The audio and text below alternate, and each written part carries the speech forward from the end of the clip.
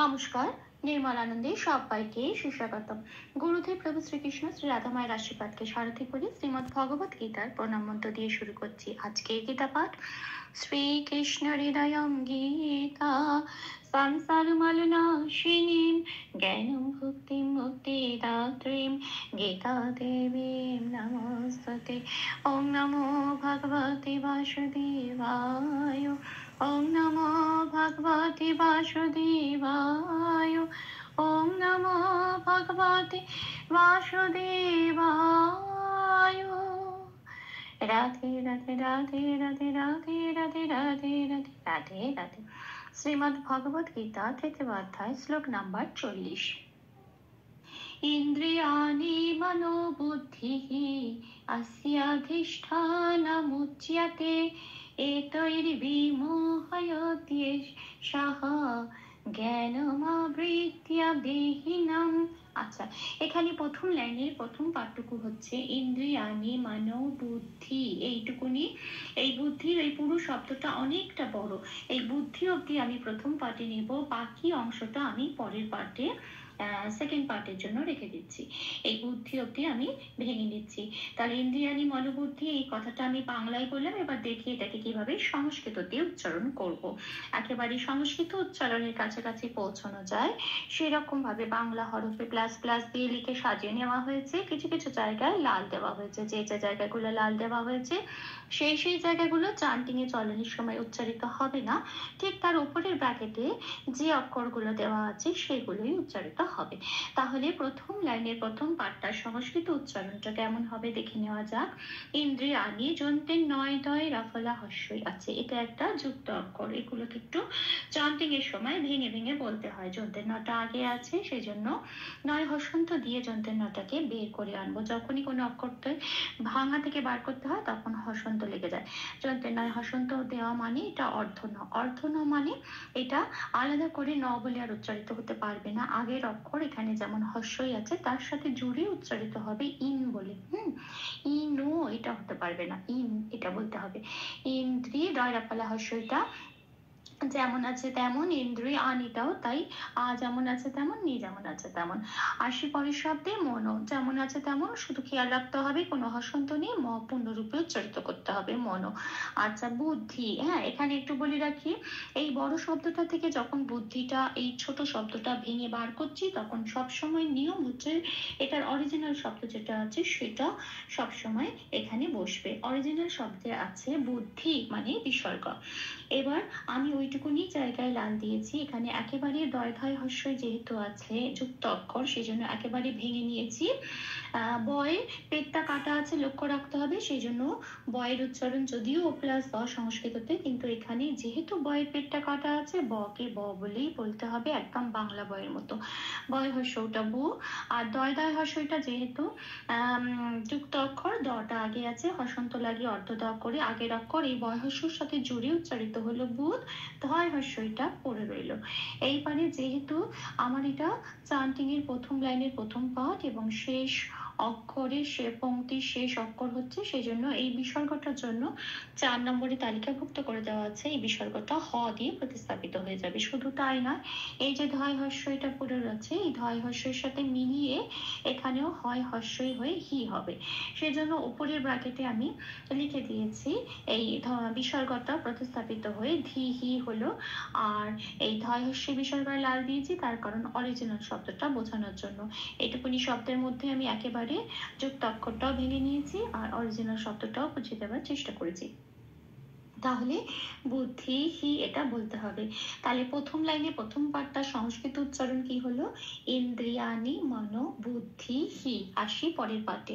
আচ্ছা, এখানে র আছে, হ্যাঁ, আর তারপরে যন্ত্র সজাপাল আকার থেকে শুরু আছে। এখানে কি হবে, এই রটা উচ্চ হয়ে যাবে, কারণ এই বুদ্ধি যেমন অরিজিনাল শব্দ হিসেবে ভাঙলো বিসর্গ নিয়ে বুদ্ধি বলে, সেরকম এর পরের শব্দটাও অরিজিনাল শব্দ হিসেবে ভাঙবে। পরের শব্দটা হচ্ছে আসছে অস্যাধিষ্ঠান মুচ্যতে, এই অটা আসবে। হ্যাঁ, এবার সেজন্য এই রটা উচ্চ হয়ে যাবে যখন এই বুদ্ধি আর এই অস্যাধিষ্ঠান মুচ্যতে দুটো শব্দ যোগ হচ্ছে, সন্ধি হয়ে এই রটা আসছে।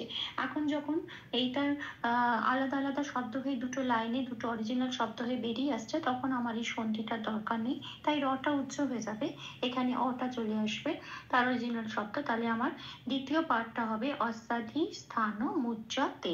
এটা আমি বাংলায় বললাম, এবার দেখি এটাকে কিভাবে সংস্কৃততে বলবো। আচ্ছা, অস্যা যন্ত্রের সজাফল আকারে লাল দিয়েছি কেন?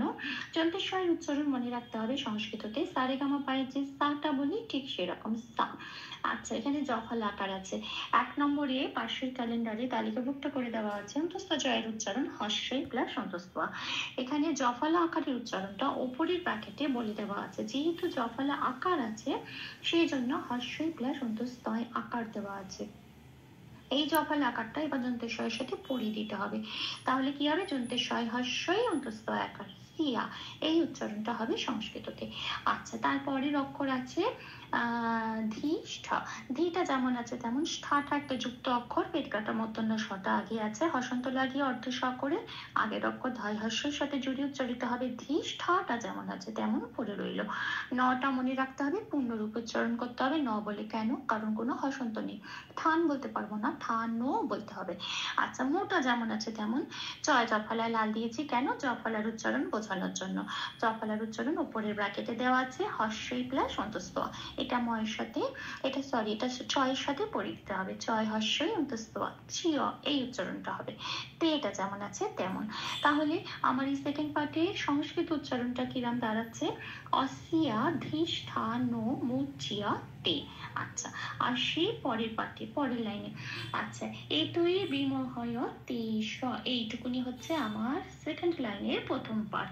এইবার আমি বলি, এটা যখন সেকেন্ড লাইনের প্রথম পার্ট হিসেবে ভেঙে বেরোচ্ছে, এটা চান্তিং এর, হ্যাঁ, তখন এটা অরিজিনাল শব্দ হিসেবে বেরোবে। অরিজিনাল শব্দতে কিন্তু আছে পেট কাটা মূর্ধন্য ষয়ের পরে একটা বিসর্গ এস। এস বলে আছে, সেই জন্য আমি ওই তয় জফলা এখানে তো লাল দিয়েছি জফলার উচ্চারণ বোঝানোর জন্য, আর পেট কাটা মূর্ধন্য ষ আর বিসর্গটা যেহেতু অরিজিনাল শব্দ সেই জন্য ওটাকে আমি লাল দিয়ে বুঝিয়েছি। আচ্ছা, প্রথম থেকে আসি, সংস্কৃত উচ্চারণটা কেমন হয়?